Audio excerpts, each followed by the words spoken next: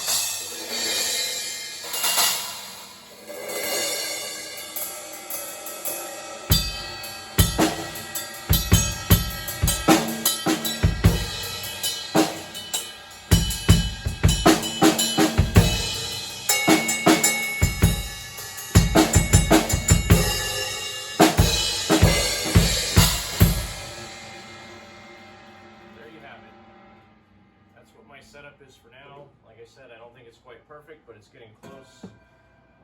I've been messing with adjusting the height of all the drums. I set them all a little bit higher, trying to get used to that. Dropped all my cymbals down so everything's a little bit closer. So far it's been pretty comfortable. So now I'm just trying to get better at playing. I've been watching a lot of R. David R. videos online, and been picking up some cool tips, some tuning tips, and a lot of other just fills and stuff like that. It's actually kind of funny if you want to get better at drumming. Watch YouTube videos and just slow them down a little bit so you can see what other people are doing. And I don't claim to be a great drummer. I can keep time most of the time. I can do some okay fills, and I try to play a wider variety of music. So I don't really play jazz much, but you know, rock, punk, hard rock, heavy metal, basically anything rock.